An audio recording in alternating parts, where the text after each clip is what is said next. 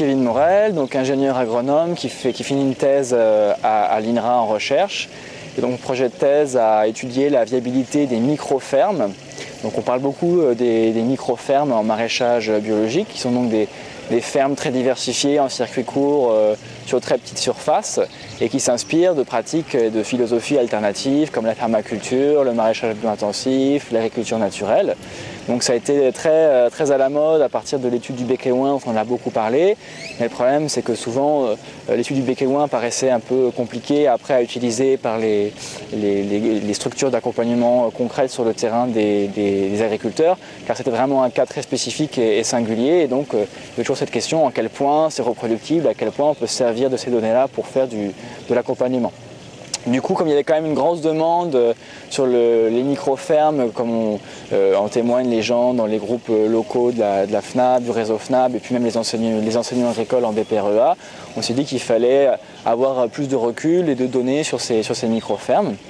Du coup, l'objectif de ma thèse, c'était de trouver et d'étudier un grand nombre de micro-fermes dans différents contextes. Donc, au final, j'ai enquêté 20 micro-fermes au nord de la Loire, donc de la Bretagne à l'Alsace-Lorraine. Donc, au départ, il y a eu pas mal d'entretiens, on va dire qualitatifs, pour comprendre c'était quoi les objectifs de ces personnes-là, de ces porteurs de projets, quelles étaient leurs stratégies et leurs pratiques. Et ensuite, comme bien sûr, la grande question sur les micro-fermes, c'était leur viabilité économique. On a récolté patiemment pendant 1 à 3 ans des données de rendement, de chiffre d'affaires, de comptabilité, de planification de culture sur une dizaine de fermes. Et à partir de ces données-là, j'ai fait un petit travail de modélisation pour essayer de tester des scénarios dans plein de contextes différents.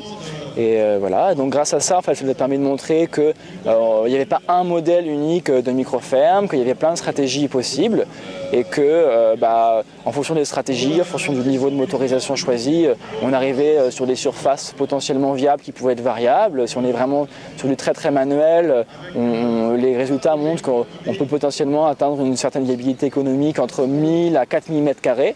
Donc là, 1000 m² du bec et ouin étant un petit peu la fourchette basse. L'avantage de dire 1000 à 4000, ça veut dire que là, il y a une grande variabilité, ça dépend des contextes, ça dépend, voilà, il faut réfléchir chaque chose. Ensuite, il y a le système qu'on va appeler le maraîchage bio-intensif, où là, on a de la petite motorisation, motoculteur, petit tracteur, mais quand même beaucoup de travail manuel, où là on peut arriver à être viable économiquement en soignant ses pratiques sur des surfaces cultivées allant de 5000 à 8000 m². Donc pareil, on montre que c'est cette variabilité importante, que ça n'a rien d'avoir un chiffre de surface en tête, c'est avant tout la gamme de pratiques. Et du coup, à partir de ces données économiques, on a regardé la possibilité d'arriver à des fermes viables avec différents critères de temps de travail maximal et différents critères de revenus minimal. Et donc, bien sûr, il y a plein d'options qu'on étudie dans le travail. Par exemple, la stratégie d'investissement. Est-ce qu'on investit à haut coût au départ, c'est-à-dire avec du matériel neuf pour réduire le temps de travail nécessaire à l'autoconstruction, le bricolage, ou est-ce qu'on investit à bas coût, donc en disant on va limiter les emprunts bancaires en faisant de la récupération, l'autoconstruction, mais forcément ça a un impact sur le temps de travail. Donc on regarde dans l'étude ces stratégies d'installation.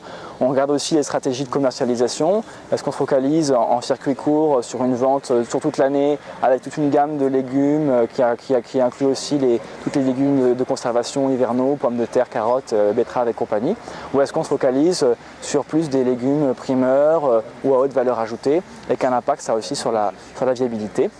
Donc tous ces résultats-là seront détaillés dans ma thèse, et l'idée c'est à partir de cette thèse qui est bien sûr en format académique, de réaliser vraiment un document de diffusion adressé aux structures d'accompagnement, aux enseignants, aux agriculteurs, à partir de ces résultats, et aussi les discuter sur le terrain avec des paysans. Et j'aimerais bien dans ce document intégrer aussi la discussion et le point de vue des paysans par rapport aux résultats, parce que moi je considère que nous en tant que chercheurs on donne juste un point de vue, mais c'est aussi très important de considérer le point de vue des paysans.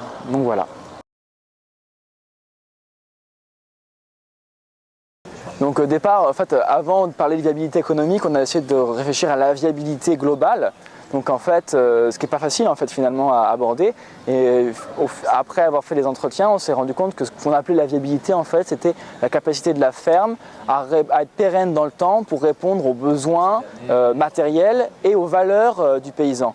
Et du coup, pour nous, la viabilité, il n'y a pas uniquement des questions matérielles et économiques, c'est important et on va en parler après, mais il y a aussi des questions de sens et de valeur parce que beaucoup de personnes qui s'installent sur des micro-fermes sont des gens qui ont en général sont en reconversion professionnelle, qui sont souvent avec des hauts niveaux d'études, donc étaient ingénieurs, techniciens avant, donc avaient des hauts salaires. Et clairement, quand ils s'installent en agriculture, sur les micro-fermes, c'est avant tout pour chercher du sens, des valeurs, et ils savent très bien qu'ils gagneront moins que leur salaire d'avant. Donc quelque part, pour eux, ce qui est important fondamentalement, ce qui fait que leur ferme sera viable dans le temps, c'est la capacité de la ferme à répondre à leurs questionnements et à leurs valeurs.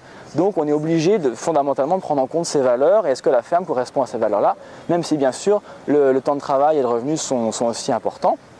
Et bien sûr, du coup, en fonction des projets, nous, l'objectif de la thèse, ça n'a pas été de dire voici le revenu et en dessous de ce revenu on est viable, en dessous de ce revenu on n'est pas viable. C'est se dire qu'en fait en fonction des situations, est-ce que j'ai payé tous mes emprunts, est-ce que je suis propriétaire, est-ce que j'ai des enfants à nourrir ou qui font des études, est-ce que je suis dans une démarche vraiment de sobriété personnelle où j'ai en plus énormément d'autoconsommation. J'ai travaillé avec des maraîchers qui en fait n'achetaient quasiment rien dans le commerce parce qu'ils produisaient tous leurs légumes et dans la map, ils échangeaient leur panier de légumes contre de la viande, du pain, etc.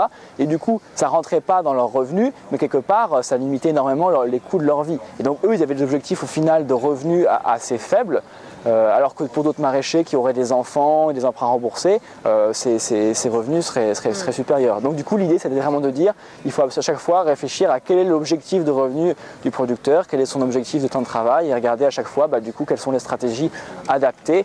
Et donc l'idée, c'était de dire il n'y a pas de stratégie parfaite, et bien sûr, il faut à chaque fois faire des compromis par rapport à ces objectifs. Voilà.